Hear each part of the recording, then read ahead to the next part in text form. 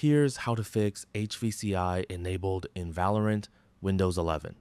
So if you're trying to launch the game and keep receiving this error message, there are a couple of solutions you can try.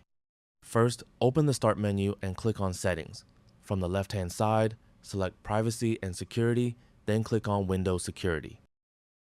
Next, scroll down and select Device Security. Inside this section, look for Core Isolation and click on Core Isolation Details. Here, you'll find the Memory Integrity option. Make sure this feature is turned off. If it's currently enabled, switch it off and then restart your computer. Once your computer has restarted, try launching Valorant again to check if the error has been resolved.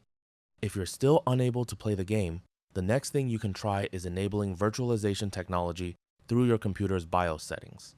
The exact steps will vary depending on your computer or motherboard, but you'll need to access the BIOS and look for an option called SVM mode or virtualization technology. Once you find this setting, make sure it's enabled.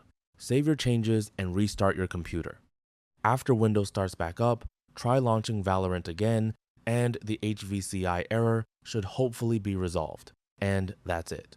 That's all for this video. Thanks.